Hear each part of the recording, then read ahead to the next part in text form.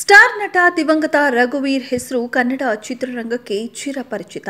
ರಘುವೀರ್ solo ನಾಯಕನಾಗಿ ನಟಿಸಿದ ಮೊದಲನೇ ಸಿನಿಮಾ ಸಿಲ್ವರ್ ಜುಬ್ಲಿ ಸೆಲೆಬ್ರೇಷನ್ ಮಾಡಿತ್ತು.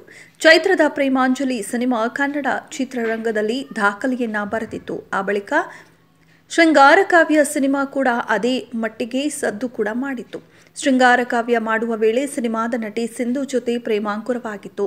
ಪೋಷಕರ ವಿರೋಧ ಕಟ್ಟಿಕೊಂಡು ರಘುವೀರ್ ನಟಿ ಸಿಂಧು ಅವರನ್ನ ವಿವಾಹವಾಗಿದ್ರು. ಆದರೆ ಮನೆ ಬಿಟ್ಟು ಬಂದು ಹೊಸ ಜೀವನ ಕಟ್ಟಿಕೊಳ್ಳುವುದಕ್ಕೆ ಆರಂಭಿಸಿದ್ರು. ಆ ಜೋಡಿಗೆ ಮುದ್ದಾದ ಹೆಣ್ಣು ಮಗು ಕೂಡ ಜನಿಸಿತು. ಆ ಮಗುವಿನ ಹೆಸರು ಶ್ರೇಯಾ. ರಘುವೀರ್ ಹಾಗೂ ಸಿಂಧು ಪುತ್ರಿ ಶ್ರೇಯಾ ಹುಟ್ಟಿದ್ದು ಬೆಂಗಳೂರಿನಲ್ಲೇ. ಇಲ್ಲಿಯ ಗುಡ್ ಶೆಫರ್ಡ್ ಶಾಲೆಯಲ್ಲಿ 1 ವರ್ಷ ಶಿಕ್ಷಣ ಕೂಡ ಮಾಡಿದ್ರು. ವಿವಾಹವಾದ ಕೆಲವು ವರ್ಷಗಳ ಬಳಿಕ ನಟಿ ಸಿಂಧು ಚೆನ್ನೈನಲ್ಲಿ ನೆಲೆಸುವುದಕ್ಕೆ ಆರಂಭಿಸಿದ್ರು. ಆಗ ಶ್ರೇಯಾ ಕೂಡ ಚೆನ್ನೈಗೆ ಶಿಫ್ಟ್ ಆಗಿದ್ರು. ತಾಯಿಯ ಆಶ್ರಯದಲ್ಲಿ ಬೆಳೆದಿದ್ದೇ ಹೆಚ್ಚು. 2005ರಲ್ಲಿ ತಾಯಿ ಸಿಂಧು ಸುನಾಮಿ ಸಂತ್ರಸ್ತರಿಗೆ ದೇಣಿ ಸಂಗ್ರಹಿಸಲು ಮುಂದಾಗಿದ್ರು. ಈ ವೇಳೆ ಅವರ ಶ್ವಾಸಕೋಶಕ್ಕೆ ಧೂಳು ತಗಲಿ ಕೊನೆಯುಸಿರೆಳೆದಿದ್ರು. ಅಲ್ಲಿಂದ ಶ್ರೇಯಾ ಬೆಳೆದಿದ್ದು ಅವರ ಅಜ್ಜ ಅಜ್ಜಿ ಆಶ್ರಯದಲ್ಲಿಯೇ. ತಮಿಳು ಚಿತ್ರರಂಗದ ಜನಪ್ರಿಯ ನಟ ಸಂಜೀವ್ ಅವರ ಸಂಬಂಧಿಯಾಗಿದ್ದು ಶ್ರೇಯಾಗೆ ಬೆಂಬಲವಾಗಿ ನಿಂತಿದ್ರು. 2 ವರ್ಷಗಳ ಹಿಂದೆ ರಘುವೀರ್ ಹಾಗೂ ನಟಿ ಸಿಂಧು ಪುತ್ರಿ ಶ್ರೇಯಾ ರಘುರಾಮ್ ಅವರ ಯೂಟ್ಯೂಬ್ ಚಾನೆಲ್ಗೆ ಸಂದರ್ಶನ ನೀಡಿದ್ರು. ಇದರಲ್ಲಿ ತಂದೆ ರಘುವೀರ್ ಹಾಗೂ ತಾಯಿ ಸಿಂಧು ಅವರೊಂದಿಗಿನ ನೆನಪು, ಶಿಕ್ಷಣ, ಮದುವೆ, ಪತಿಯ ಬಗ್ಗೆ ಮಾಹಿತಿ ಹಂಚಿಕೊಂಡಿದ್ರು. ರಘುರಾಮ್ ಜೊತೆ ಹಂಚಿಕೊಂಡ ಮಾಹಿತಿ ಪ್ರಕಾರ ಶ್ರೇಯಾ ಚೆನ್ನೈನ ಗುಡ್ ಶೆಫರ್ಡ್ನ ಆರಂಭಿಕ ವಿದ್ಯಾಭ್ಯಾಸ ಮುಗಿಸಿದ್ರು. ಬಳಿಕ ವಿಜುವಲ್ಸ್ ಮೀಡಿಯಾದಲ್ಲಿ MSc ಪಡೆದು AR ರೆಹಮಾನ್ ಮ್ಯೂಸಿಕ್ ಕಾಲೇಜಿನಲ್ಲಿ ಕೆಲಸ ಮಾಡ್ತಿದ್ರು. ಶ್ರೇಯಾ ತಮ್ಮ ಬಹುಕಾಲದ ಗೆಳೆಯ ಹಾಗೂ ಫ್ಯಾಮಿಲಿ ಫ್ರೆಂಡ್ ಅಶ್ವಿನ್ ಎಂಬುವರನ್ನ ವಿವಾಹವಾಗಿದ್ದಾರೆ. 21ನೇ ವಯಸ್ಸಿಗೆ ದಾಂಪತ್ಯ ಜೀವನಕ್ಕೆ ಕಾಲಿಟ್ಟಿದ್ದಾರೆ. ವಿವಾಹದ ಬಳಿಕ AR ರೆಹಮಾನ್ ಮ್ಯೂಸಿಕ್ ಕಾಲೇಜ್ ಬಿಟ್ಟು ಸ್ವಂತ ಫುಡ್ ಬಿಸ್ನೆಸ್ ಮಾಡ್ತಿದ್ದಾರೆ. ಅಂದಹಾಗೆ ಅವರ ಪತಿ ಅಶ್ವಿನ್ ಅವರು ಕೂಡ ಸಿನಿಮಾ ರಂಗದಲ್ಲಿ ಸಹಾಯಕ ನಿರ್ದೇಶಕರಾಗಿ ಕೆಲಸ ಮಾಡ್ತಿದ್ದಾರೆ. ಅಟ್ಲಿ ಸೌಂದರ್ಯ, ರಜನಿಕಾಂತ್ ನಿರ್ದೇಶನದ ಸಿನಿಮಾಗಳಿಗೆ ಇವರು ಸಹಾಯಕರಾಗಿ ಕೆಲಸ ಮಾಡ್ತಾರೆ ಎಂದು ಹೇಳಿಕೊಂಡಿದ್ರು. ಅಶ್ವಿನ್ ದಂಪತಿಗೆ ಅಯಾನ್ ಎಂಬ ಗಂಡು ಮಗು ಇದ್ದಾರೆ.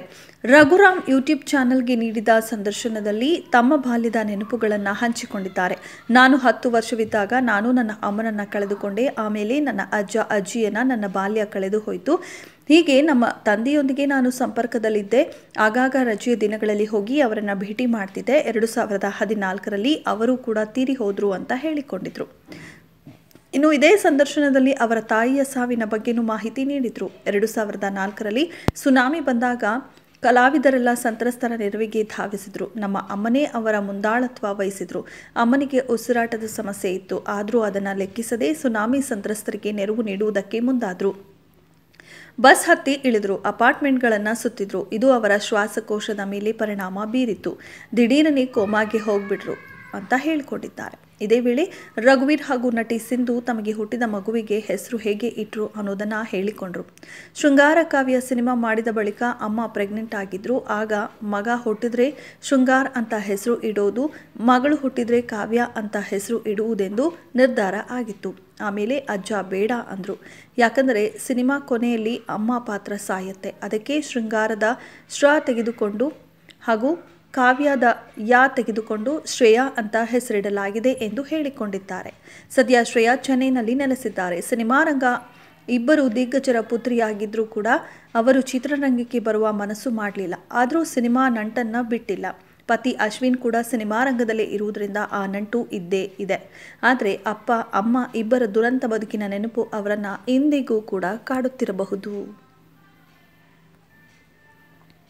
ಇದೆಷ್ಟು ಈ ಹೊತ್ತಿನ ಸುದ್ದಿ. ಮತ್ತಷ್ಟು ಸುದ್ದಿಗಳಿಗಾಗಿ ನೋಡ್ತಾ ಇರಿ ಸಿರಿ ಟಿವಿ.